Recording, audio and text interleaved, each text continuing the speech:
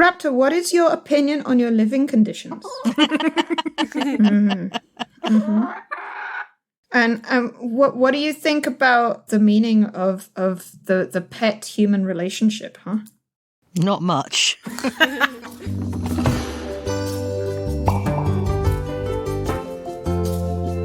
Rusty Quill presents Enthusiasm.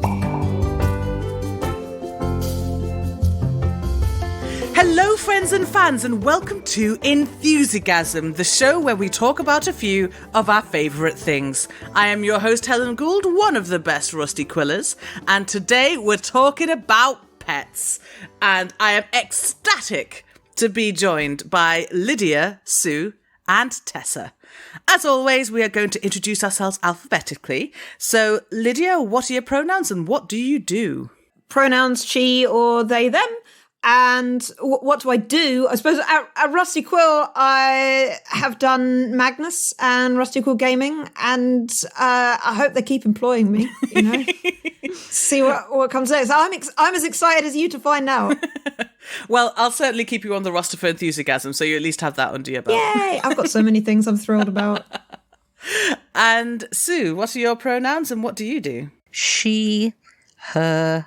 I was Gertrude in Magnus Archives, and I also happen to be the mother of Johnny, who wrote the thing. Currently, I am actually proofreading his and Sasha's new game book, which I think they've done via Kickstarter, which should come out not immediately because it's still got to be proofed, but it's quite exciting. And I can say that the mini-game settings are absolutely fabulous and often quite hilarious as well, as you might expect. Right, that's enough promotion. I say that's some skills, just like not going to check if we're asked to promote anything at the end. It's going to get right in there. And last but not least, Tessa, can you give us your pronouns and tell us what you do? Whenever you say last but not least, I always am like, well, who is least then? No one here is least. My pronouns are she, they, and I do sound editing for Rusty Quill. So I've been doing Rusty Quill Gaming sound design for 2 years. Wow. And I'm just starting on the vocal cuts for Enthusiasm. So I might be editing this episode, in which case, hello. Right, so let's leap into it. Please, everybody, tell me about your pets so that I can vicariously live through them. Tell me what pets you got. Tell me their names. I want to hear it all. Would anyone like to start? I would love to start. I always want to talk about Tika. Aww. So I have a dog. Her name is Tika. She's a German Shepherd mix. She's got little white spots on her paws and the tip of her tail is white. And she has a black spot on her tongue. I don't know why, but it's just there. And anyway, she's very cute. She always likes to lie on your feet. I taught her how to make eye contact, so now she just lies there and stares at me while I'm trying to work. But yeah, I really love Tika, and I've always had dogs in my life, but Tika's the first pet that is officially mine. Aww. Like, I'm paying for her medical bills, which are quite expensive because she's grimy and eats everything. Oh no. What's the worst thing she's eaten? The worst? I mean, she had lake water recently, which meant that she ended up with Giardia. Oh no. But that's not like the worst thing. She's over it now. Oh, she also ate the plug off of the vacuum cleaner and she ate my childhood stuffed animal. Oh. No competition for Tessa's love. Only Tika. Oh, gosh. Sue, how about you? Tell me about your pets. Well, at the moment, we only have one. We have a cat, Cressy. All our cats have had Shakespearean names. So Cressy is very, very sweet and everybody loves her and she loves everybody. So if you have a visitor, she will go and sit on their lap and make them stroke her and they all think she's the nicest cat they've ever met. Aww. And she's very, very sweet. The only problem is she likes, like a lot of our cats have done, and I'm sure other people's cats, she likes to sleep with you. But she's not a very, what shall we say, quiet sleeper. And, every half an hour or so, she decides she's a bit bored or has worries about the universe or something like that. And so she starts walking around on you and pushing her whiskers against your face, which is quite good at waking you, really. We've had cats who are worse than that. We had one, Sebastian, Basti, and he had canine teeth, which were rather like saber-toothed tigers. They sort of stuck out of his mouth a little bit, Aww. And when he was particularly keen on waking you, generally about 4 o'clock in the morning, he would very delicately insert one of those canine teeth up your nostril. I can assure you it was very good at waking you up. I remember one time I was staying over at a friend's who has, I think they've got 2 cats now, but I was going to sleep on the sofa, but I would like move around and like when I opened my eyes, the cat just had his paw hovering over my face as if he was about to boop me on the forehead. Like every time I opened my eyes, he was just about to do it. So eventually I put the blanket over my head and then he went away. Lydia, tell me about your pets. I have 4 chickens. They are called Raptor, Static, Bandit, and Beans. Oh. Or 2 of them are nearly a year old, and 2 of them are about 8 months old.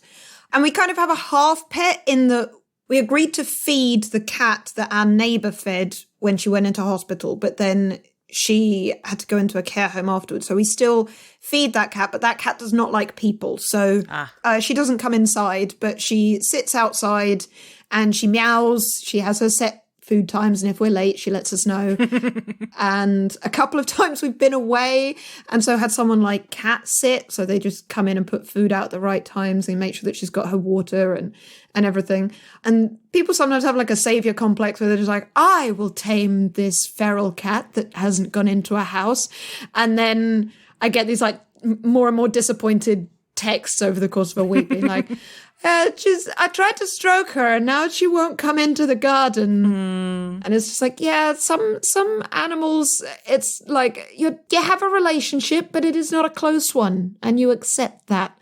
But yeah, I spend a lot of my time out in the garden with the chickens and see the cat twice a day. But yes, talked a lot about this cat when in fact it's the chickens that dominate my life.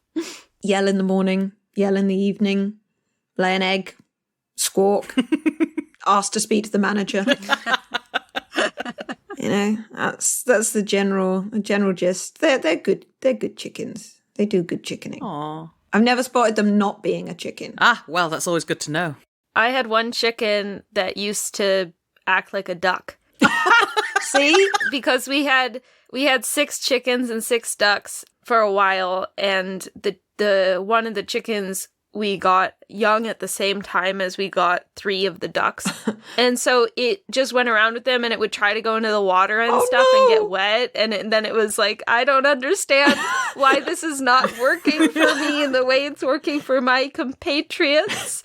Yeah, so I had a chicken that acted like a duck. So tragic. It was tragic. There's so much that they don't understand. Like, you can look at them and sometimes people are like, oh, they're surprisingly clever when they work out like how to get some food out of your hand.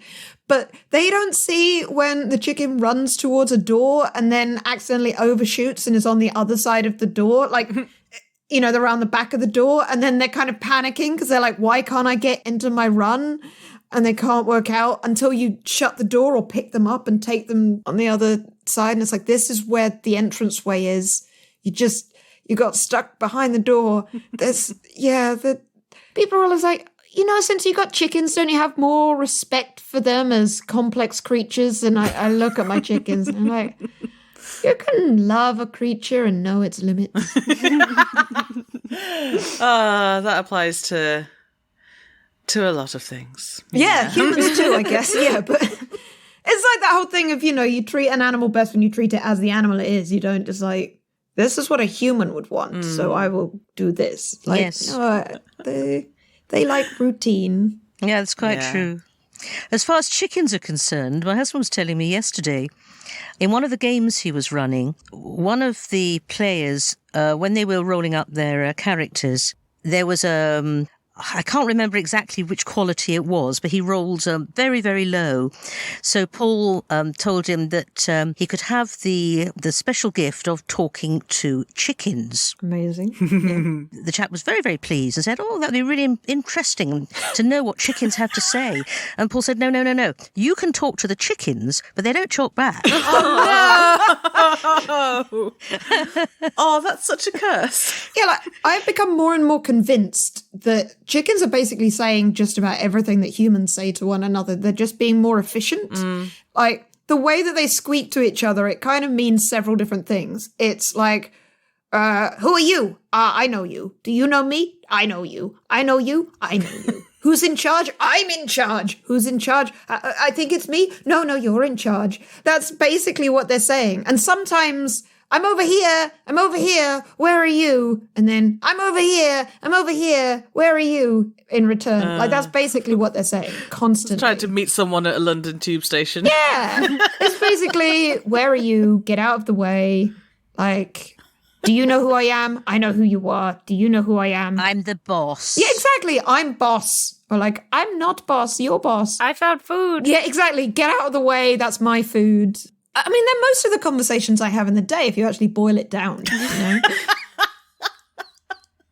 Lyd, which of your chickens is the boss then? Oh, Raptor is the boss. Ah, I see. I should have guessed from the name. But everyone's afraid of Static. Everyone is afraid of Static. Yeah, like this is because I do stream them and I do tweet about them. I worry that I'm telling people things they already know.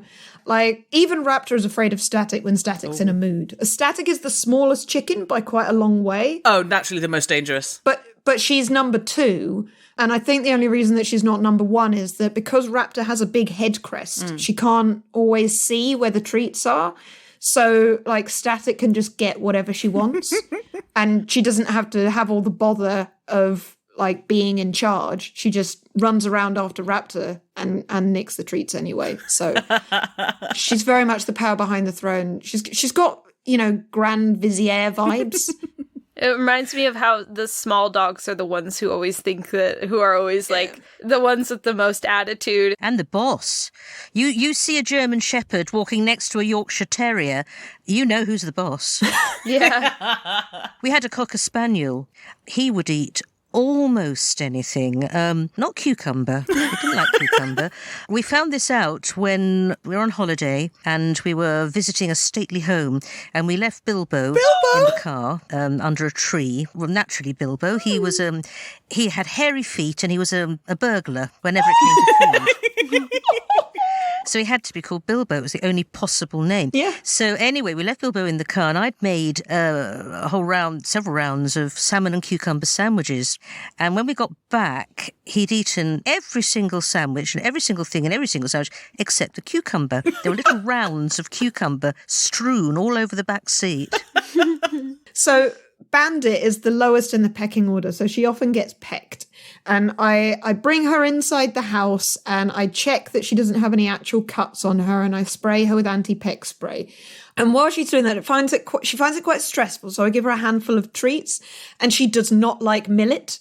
And so she can be going through quite an unpleasant procedure where I'll turn her upside down and I'll check that her foot's okay. Because for a while I thought she had a cut on her foot. And so I was soaking it and putting antiseptic in it. And it seemed to heal super fast. But I was being very proactive and she didn't like it. And so she got quite a few handfuls of treats while she waited for the sort of thing to soak. And she'd be making these noises like in protest at having to stand in a bucket while her foot soaked. And I would have a handful of treats to kind of distract her every now and again. It's the fact that she would go through and peck through to find her favourite bits, enthusiastically, nom, nom, nom, nom, nom. And then occasionally she'd just drop a bit of millet that she might have accidentally picked up. And then she'd just go through and she's just like, this is torture. I hate every second of it. Oh, but not millet. I think it's very cruel of you to try and give her millet. I think she ought to go to the Chickens Union. Well, it's in a mixed bag of treats, so... I know, but for heaven's sake, you mean you haven't actually gone through and extracted all the millet? I know. What sort of owner are you? I know I'm terrible. Now, Lyd, you offered to bring a chicken in. I will go get a chicken, yeah. I'll get one before they put themselves to sleep. Very exciting. So glad we're recording this. Something that Lydia was talking about, that with the chickens running past the door, reminds me a lot of... So Tika is a smart dog. She's very good at learning.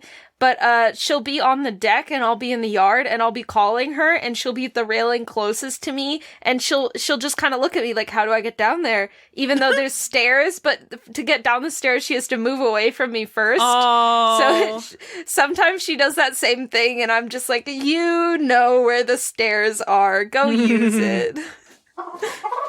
Oh! Oh, wait a minute, we got a chicken. The chicken has entered the room. We have a chicken. Yeah, Helen, I think you're going to have to put warning chicken eating mealworm sounds in the content. Yeah, baby? You want to sing? Oh. Yeah, I don't know if you can see her. Yeah. But like she likes to sit on my arm, so you can see I'm not actually holding her. She's just like literally sitting on my arm like a raptor, I guess. Yeah. Oh, is this Raptor? This is Raptor. The other ones don't like being held as much. Oh. Like Static likes to be held and stroked for like precisely 10 seconds. Yeah, baby, I know. Here you go. Bribery. Yes, someone's got me one. Oh, what a good bird. Makes me miss my chickens, even if they were evil. Who's my baby? That's a microphone. Don't eat it. Yeah. Yeah, don't let her peck the microphone. It would make for an interesting sound. It would. Maybe we could use it for Foley. Aww. Yeah, I think you're getting a nice variety of squeaks. Yeah, they're lovely. Who's my baby? Yeah, you're right. Yes, you. Oh, a tall bird. She's a very tall bird. So tall. Tall chicken. Raptor, what is your opinion on your living conditions? And what do you think about the meaning of the pet-human relationship, huh? Not much. Silence. There we are. Some squeaking. Got some squeaking. Are you spoiled? No. She says no. I don't know. I don't want this to dominate, you know? No, that's okay. I just got a baby chicken. I think on these interesting contributions from Raptor, we will go to a break. She's like, where's my percentage? Hello, everyone. Helen here to tell you about a new show on the RQ network called How It Ends. This bi-weekly slow burn audio drama intertwines grief, dreams, memory, and mystery. The protagonist, Micah Jones, has suffered from night terrors and a frightening recurring dream ever since her father died suddenly when she was 9. With the help of her friends, Micah starts a podcast to explore her nightmares. But information surrounding her father's death and a terrifying event from her past sends all of them down a path that proves secrets never stay buried, and dreams can unlock the truth. Sometimes, dreams are not dreams at all, they're memories. How It Ends is an independently produced podcast out of Providence, Rhode Island, USA. You can find it wherever you listen to your podcasts, or visit www.howitendspodcast.com for more information. Happy listening, everyone. And welcome back. We're all very glad for those words of wisdom from Raptor there. Now, speaking of the wisdom of our pets, I'd like to ask, has anyone taught their pets any interesting tricks or seen a pet demonstrate, how should I put this, unimagined mischief? Such as a dog figuring out how to open a door, Or in fact, I saw a video of a bear trying to get into someone's house and actually started messing around with the front doorknob.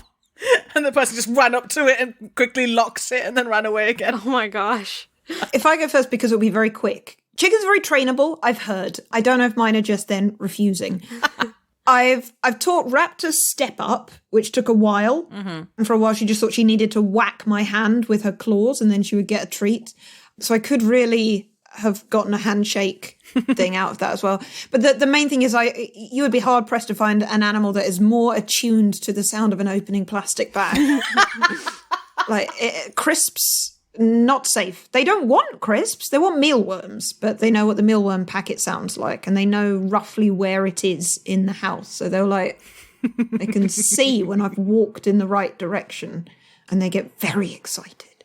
That's it. That's all the tricks they know. That's okay. Oh, they do come when I whistle. Oh, that's quite impressive, I think. It's quite funny seeing the undergrowth wobble as they run towards me. We used to say, ducks, ducks, ducks, and then the ducks would all come waddling. Oh. So the funny thing too is that hearing that your chickens come when you whistle makes me a little bit sad because Tika is very stubborn about coming. She kind of looks at me sometimes if she doesn't want to leave whatever she's doing and just to look at me and then go do something else. And I'm like, you know what I'm asking of you. I know you know it. We've done the training. You can do it. You're just choosing not to.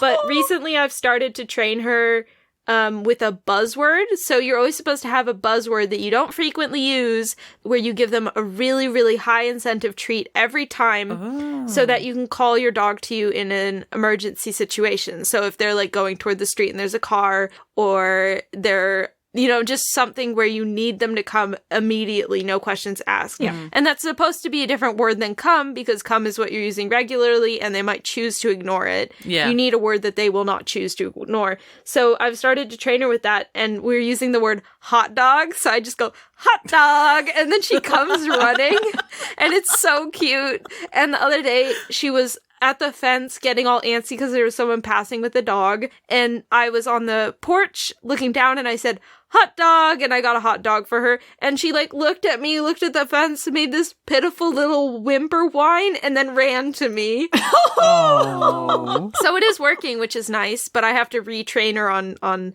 actually coming as well. But my favorite trick that she does that we've taught her is called go find.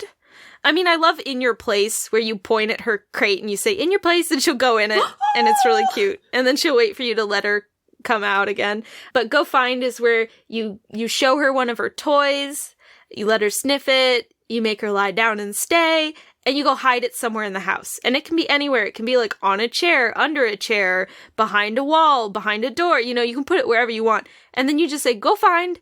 And she'll go off and she'll sniff it out and she'll find it. And it might take her a bit. She might ask you for a bit of help, but she'll go find it. And then she'll bring it to you and be like, look at what I did. And you can always tell if she's found it because she does this little prance walk that you can hear her nails on the floor, so proud.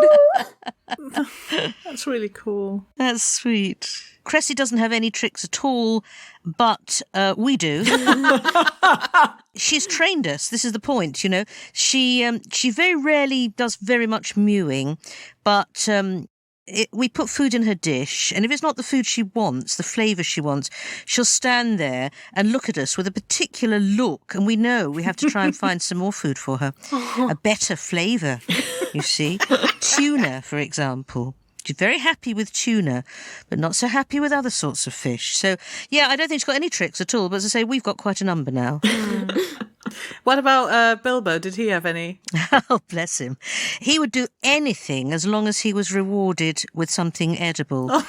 So he would lie, he would sit, he would wait, he would give his paw to shake, Break into a mountain and get you a absolutely, goblet. Fort Knox. Although I think Fort Knox has only got gold in it. If it had, I don't know, hamburgers or something, he'd have been there. But on the other hand, if you didn't have a treat for him, and he knew perfectly well, of course, whether you were holding something or not, he wouldn't do anything, really. He'd sit, I suppose. That's about it. Yeah, he was He was a very clever dog when food was concerned and really stupid for everything else. Or perhaps very clever because he knew he wouldn't get anything for it. Well, so exactly. he's like, why would I do this? Exactly. Now, Spaniels, of course, are gun dogs. And so we thought it would be a good idea to train him and get him really obedient and so on. So we took him when he was very, very young to a huge open-air leisure centre near where we lived, which did dog training classes. And unfortunately, it also had a gun range a little way off. And whenever he heard a gun, he just dropped to his belly and cowered and gave little tiny whimpers. Aww. So, you know, and then we tried to get him to retrieve. And he'd run after a ball or whatever it was you threw, a stick or whatever, no problem.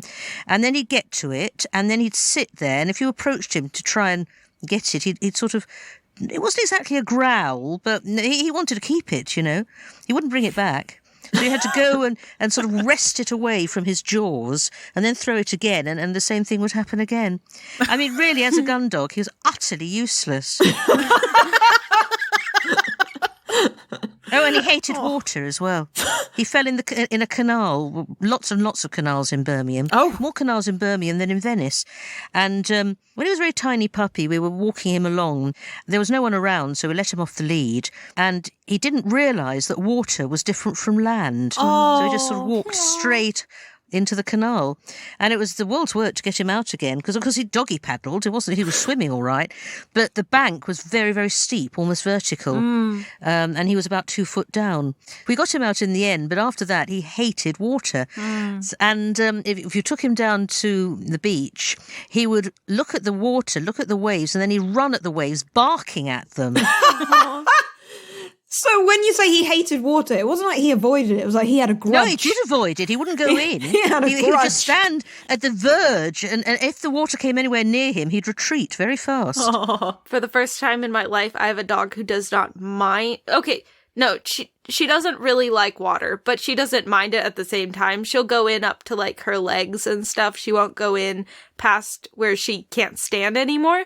But I have the cutest videos of her when we first got her and we went camping, and we were at this little lake that had nice little waves going, and she was like biting at the bugs that were above the water. And so she'd go into the water, she'd go and she'd be biting at the bugs, or she'd be trying to bite the waves that were coming at her because they like did little foam tops, and she thought that was very interesting. And then every once in a while she was attached by a rope to like a clip because we didn't have a leash for her yet. And so it was this big carabiner with a big rope knot on it. And she'd look down while she was in the water and she'd see this red thing hanging there, and she'd grab it by like the end of the knot, by the knot, and she'd carry it out. So she kept like grabbing her own leash in her mouth and carrying it out of the water. And then she'd go back in and be going for the bugs again. And then she'd see the rope again and she'd carry it very carefully out of the water. And it's just the cutest thing. And her little muzzle was all wet. And recently we went to the beach with her and she was dragging bull kelp out of the ocean. And we kept putting it back in, like, stop trying to, destroy the local ecosystem. And then she thought it was a great game and she would go and take it out again and drag the bull kelp along the beach. She's very cute. I was thinking when you said, Sue, about Bilbo being very clever about food and not much else, that is the thing where the chickens won't necessarily listen to any command until it's, I've done it a million times, but they are so aware of whether I actually have a treat in my hand. Yeah. or whether I'm faking. Like, sometimes they get a bit stuck coming back, like when I whistle for them to return. And I always whistle and give them the treat at the same place at the entrance to their run. So they come back, they know where to go. And I've kind of taken them out carefully to like a few of the places that they might escape to in future and shown them the way back. So they could potentially find their way back, or at least, find their way nearly back, so I can grab them if they do escape or they get lost. And sometimes if one of them's late and the rest of them are in there and they're demanding treats for having been so good and turned up, I have to like pretend I'm throwing more treats in because I only had one handful. And like, a dog would fall for that, but a chicken, you throw it and they look down and they look at you and they're like, weird. No. what do you think we are? Fools? I have a PhD in this. No. And I've tried really hard to generalize the command. So it's not just when Lydia goes into the house, grabs something that sounds like rustling plastic, then walks back to the run, then whistles, then you get a treat, because then they might pick up on any part of that. So I try to hide some treats in my hand and then walk around the garden doing other things and then go there and whistle. But they're like, oh no, we know there's treats there. We know. So they're just following me around, stepping on underneath my feet.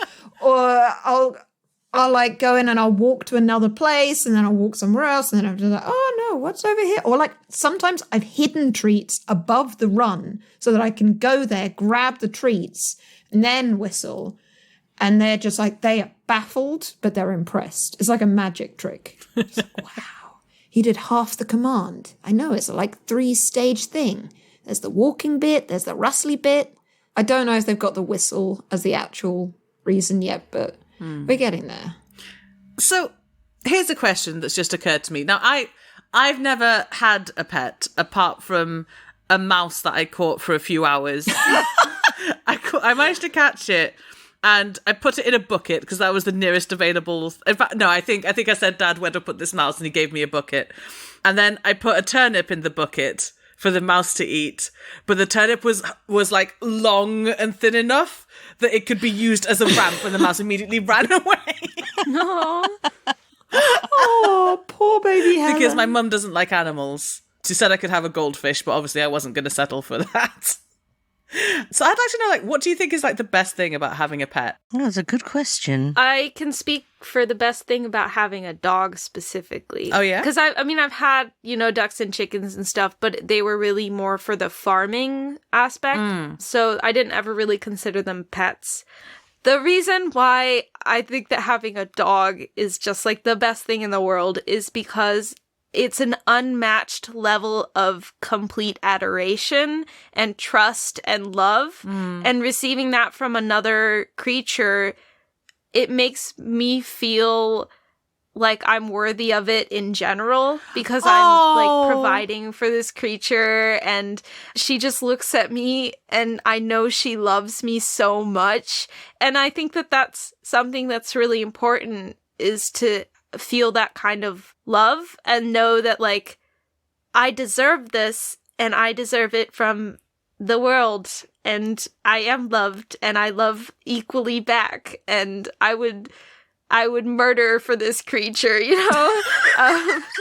Anyway, that's the reason why I love Tika so much and dogs in general is just that amount of care. That's so nice.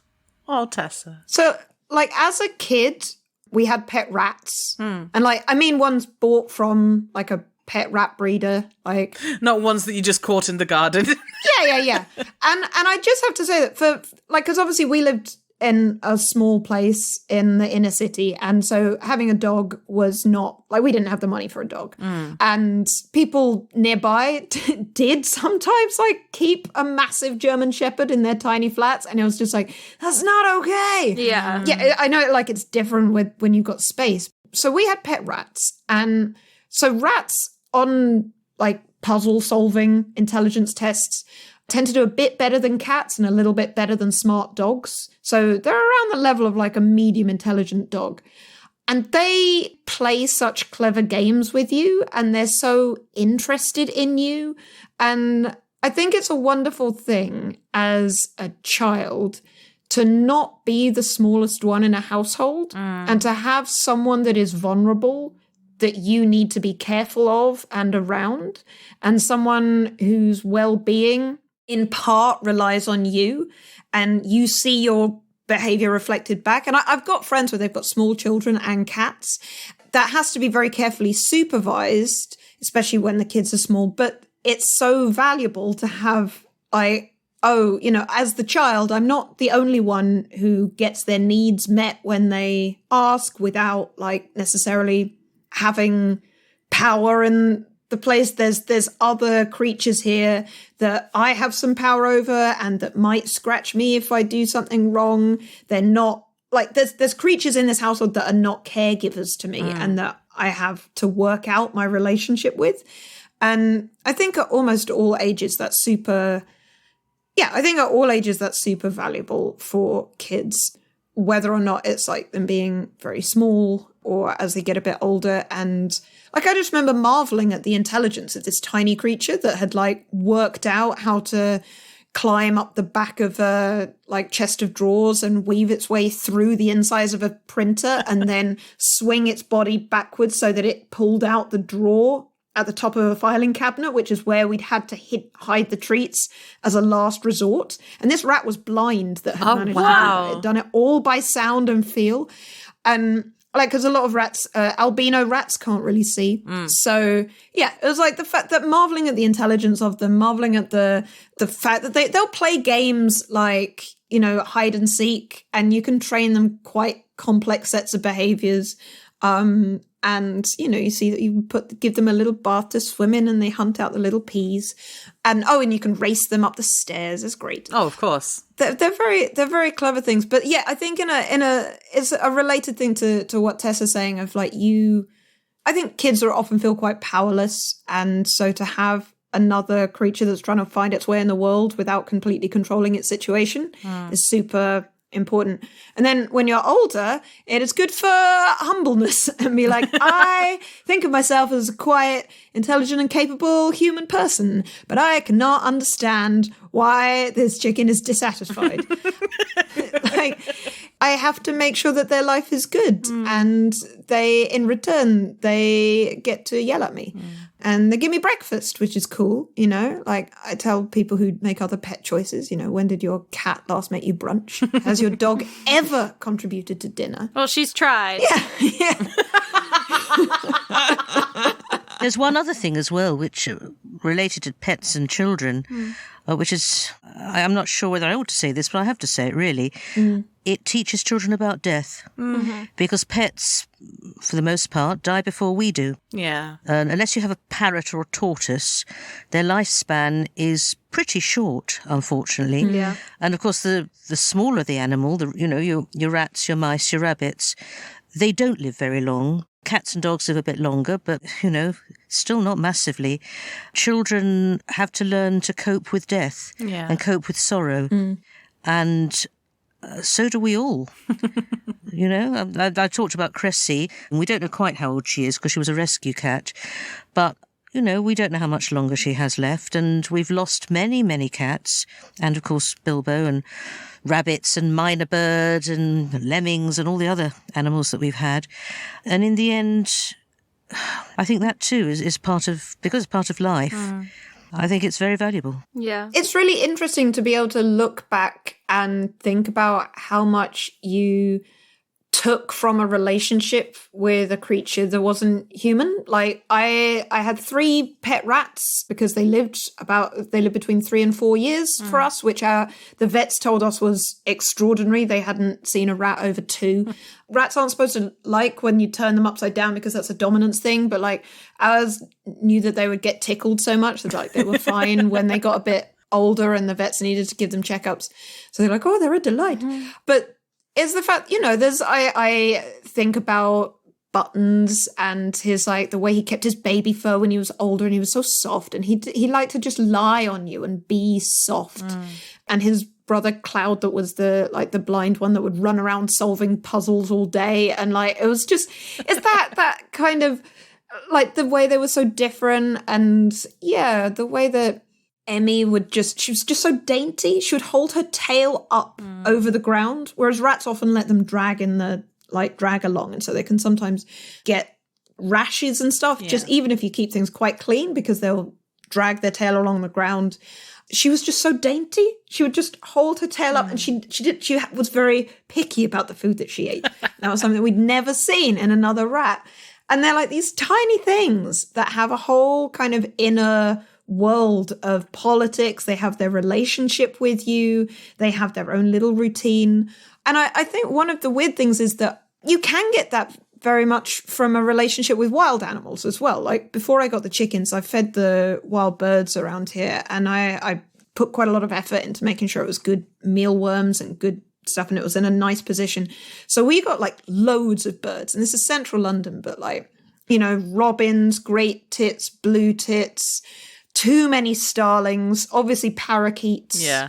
And that's like after, you've got all the other kind of bigger ones that are interested in trying to hunt the smaller ones. So like the magpies and the crows are kind of wandering around, and the seagulls go past and everything goes silent.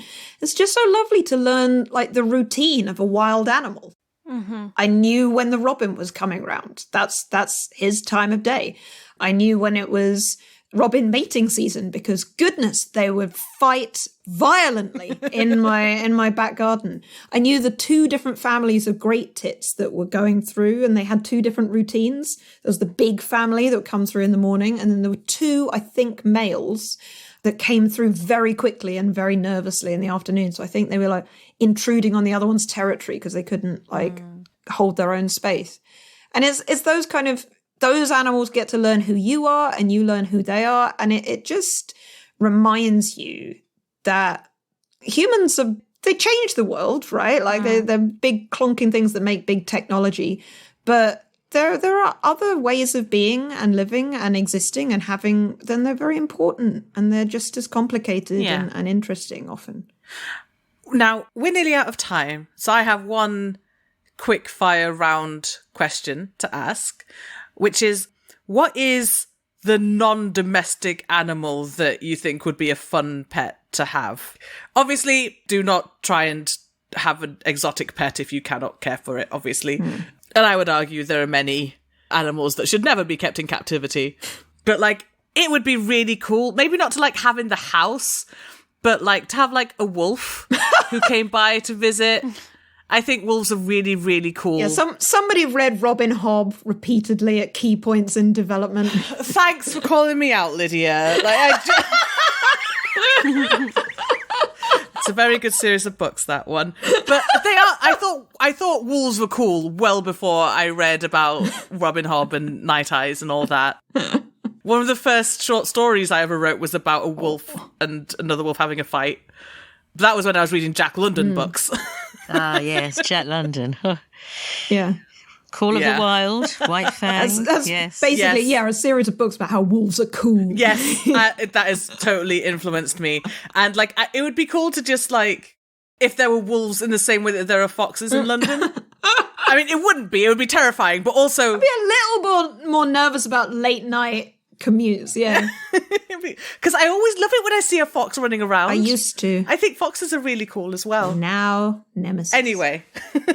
I doubt that Lydia would agree with you about foxes. Look, foxes are absolutely fine. We actually have quite a good agreement with the local ones. And that sounds like a joke, but there is absolutely no point in harming a fox in London. Yeah. Because the population density is so high that if you in any way hurt one, it's like territory will just be replaced by another one. Not that I intend to ever, or I just think there's both the moral and the logical argument, right? So I just have a water gun. And we also put down chili powder. Like, I've never trapped a mouse, but we got rid of mice very effectively by just mixing chili powder into the chicken's feed, because birds can't taste peppers. Oh, that's really smart. That's interesting. It's a defense mechanism evolved against mammals to stop us from eating things that the plants want birds to eat and to disperse. Right. So they're very tasty to birds if they can taste them at all. that's really cool. Yeah, so like now we just don't have mice, or at least the mice are hiding from me. But like I've never hurt them, except I suppose probably their little eyes ran a little at the... It was very spicy in there for a while. Like, it's very spicy in the chicken run. But what can you think of a non-domestic animal you think would be cool to have around? So the awkward thing is that my immediate thought was a parrot, but obviously people keep parrots. But I would really like to have an ongoing friendship with one of the local parakeets. You know, I can't really, because there's the contamination risk between if I encourage wild birds in the same area as those chickens. It's not a great idea. Yeah. But if I did not have the chickens, I would be putting out food and interesting bird toys and things and seeing if I could establish a friendship, a non-demanding friendship with the local parakeets. Or crows. It's just that the crows are a bit more standoffish around here. Yeah, they can be. And you've got to have actual jewels to Oh, yeah. like tempt a crow around You've got here. to bribe the crows. Exactly. Exactly. Whereas the parakeets will make do with just, a shiny mirror and a bit of corn on the cob. What about you, Sue? What do you think? A rhinoceros. Oh. I love rhinos. Yeah. I mean, obviously, as domestic pets, I don't think they'd be terribly good. Not the most convenient either. No, but I just love rhinoceroses, and they're so threatened in the wild. And, one or two species are more or less vanished now. Yeah. They're just not there. Poachers go for them because of the horns. Yeah. So you would like, instead of those pesky little certificates that say you have adopted a rhinoceros and it's just sponsoring one far away, you want one in the back garden. No, we have. We do sponsor a World Wildlife Fund rhinoceros, and we get updates occasionally, and it seems to be doing quite well. It's black rhino. But if I had a huge estate, like Longleat, I wouldn't bother with lions. I just have rhinos. And what about you, Tessa? My mind immediately went to like a whole bunch of mythical creatures, and then I couldn't stop thinking about them. So I was just like, man, like a phoenix or like a baby dragon, a sphinx. But circling back, something like a squirrel. Flying squirrel would be cool. Just something that could kind of crawl up in your sleeve, hang out there, and then, I don't know, I want a small companion. I would want a small fuzzy companion. Tessa, have you heard of sugar gliders? Yes, I have, but they need a friend. Right. So you would have to have two. Mm-hmm. And I want a creature that loves me more than anything else in the world, so... Okay, cool. That's why I have a dog. Whereas I like to have pets that are at best indifferent. So. I think that brings us to the end. And do you know what? We've made it through the entire episode without me talking about my horse girl days, but maybe that's for another time. Oh, that's a bummer. I would have liked to hear about that. We'll do an episode just about horses. Because I think that might come up in the identity politics episode more. Like that. We are not doing an episode on identity politics, Lydia. How dare you? It's not your favourite thing. No. Fair. So, on that, thank you all so much for talking about animals and your pets with me. This has been oddly serious at points. Yeah. But super, super interesting as always. Thank you so much. Listeners, I hope you have enjoyed it as much as we have. And I'll see you in the next episode. But for now, it's goodbye from me. Goodbye. And it's goodbye from all of them. Do you want to say goodbye, everybody? Bye. Bye, everybody. Yeah.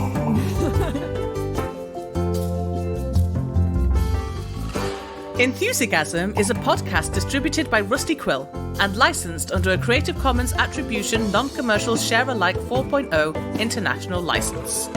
It is directed by Helen Gould, produced by Laurie Ann Davis, with executive producers Alexander J. Newell and April Sumner, and edited by Marissa Ewing, Tessa Vroom, Jeffrey Nils Gardner, and Catherine Ranella. Thanks for listening.